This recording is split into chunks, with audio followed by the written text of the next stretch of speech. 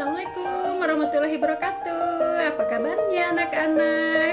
Mudah-mudahan semuanya sehat ya dan masih tetap semangat meskipun kita baru 50% belajar secara tatap muka di sekolah. Ini kita sudah masuk pada pembelajaran 4 subtema 1 di tema 2. Pada pembelajaran 4 kita masih mempelajari tentang dongeng. Sebelum ke materi, kita bahas dulu ya, apa itu dongeng? Ayo, siapa yang tahu apa itu dongeng? Dongeng adalah salah satu cerita rakyat yang cukup beragam cakupannya dari berbagai daerah ya. Dongeng juga bisa disebut suatu karya sastra lama yang penuh hayalan. Apakah kalian masih ingat pembelajaran yang kemarin tentang cerita pohon apel yang tulus? Nah, itu juga termasuk dongeng ya. Ada juga si kancil dan buaya dan masih banyak lainnya yang termasuk dongeng, nanti akan kita pelajari. Tadi sudah Ibu jelaskan pengertian tentang dongeng. Nah, sekarang kita lanjut pada unsur-unsur yang ada pada dongeng tersebut ya. Nah, unsur dongeng dibagi menjadi dua. Ada unsur intrinsik dan ada unsur ekstrinsik. Pada pembelajaran kali ini, Ibu akan bahas dulu tentang unsur intrinsik yang ada pada dongeng ya. Unsur intrinsik pada dongeng diantaranya yang pertama tema, kedua latar, ketiga alur, keempat amanat, dan kelima tokoh atau penokohan. Pada cerita sebuah dongeng pasti mengandung unsur-unsur dongeng itu ya. Di antaranya pasti ada unsur intrinsiknya. Di antaranya tema. Nah, tema itu ide pokok cerita pada dongeng tersebut kira-kira tentang apa. Kemudian kedua latar ya. Latar itu pembentuk suatu cerita ya, ada latar tempat, latar waktu ya. Di mana dongeng itu diceritakan dan kemudian alur. Nah, di sini ada alur ceritanya, apakah alur maju atau alur mundur. Kemudian yang keempat amanat. Amanat adalah pesan moral yang disampaikan pada cerita tersebut ya. Kemudian yang kelima tokoh. Tokoh adalah pemeran yang ada pada cerita tersebut. Sedangkan penokohan adalah watak yang diceritakan oleh si tokoh tersebut. Sekarang kita bahas ya pembelajaran 4. Silakan kalian buka halaman 26 sampai 28. Kita bercerita tentang Dayu, Edo, dan Siti ya. Nah, mereka sedang mendiskusikan sebuah dongeng ya. Dongeng yang mereka baca menceritakan tentang bunga melati. Apakah kalian tahu bunga melati? Bunga melati ukurannya kecil, warnanya putih, dan baunya harum menyegarkan ya. Bunga melati juga digunakan dalam tradisi suku-suku di Indonesia.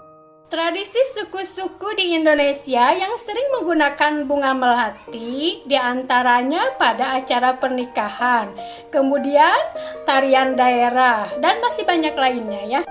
Sekarang kalian buka halaman 27 sampai halaman 30 ya. Silakan kalian baca dongeng yang berjudul Bunga Melati yang Baik Hati ya.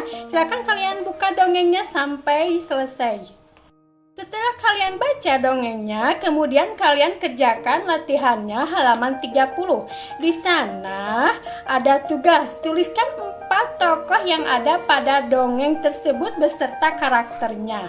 Contohnya di cerita tersebut ada Putri 1, Putri 2 ya, kemudian Bunga Sedap Malam, Bunga Mawar ya, bunga anggrek ya.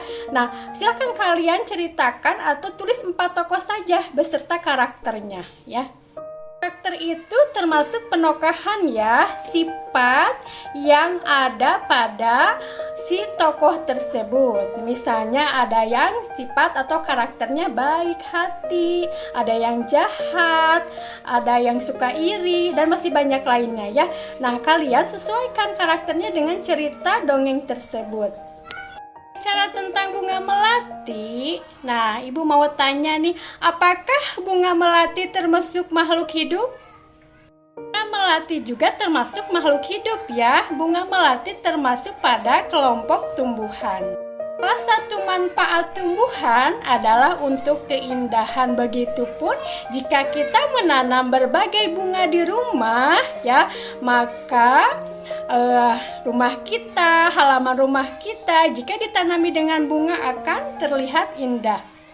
Dari selanjutnya, silakan kalian buka halaman 31. Di sana ada permasalahan ya. Nah, diceritakan Dayu merasa kebingungan karena sudah memecahkan pot bunga kesayangan ibunya. Nah, Dayu merasa bingung, ingin meminta maaf, tetapi di dalam hatinya takut dimarahi sama ibunya. Nah, bagaimana seharusnya Dayu bersikap? Nah, ibu mau bertanya nih, apakah kalian pernah melakukan kesalahan seperti yang dilakukan Dayu? Ya, bisa saja kesalahan kita terhadap orang tua, guru, teman. Ya, bagaimana solusinya? Solusinya kita harus cepat-cepat meminta maaf ya, supaya dengan meminta maaf nanti hati kita akan menjadi lega. Nah, itu salah satunya jika kita berbuat kesalahan, harus segera meminta maaf ya pada orang tersebut. Kedua, silakan kamu ceritakan pengalamanmu tentang meminta maaf kepada teman ya. Karena anak-anak pemberani akan meminta maaf jika telah melakukan kesalahan. Pembelajaran dari ibu dicukupkan sekian, mudah-mudahan dapat kalian pahami ya. Jika kalian kurang paham, silakan ajukan pertanyaan. Assalamualaikum warahmatullahi wabarakatuh. Tetap semangat ya.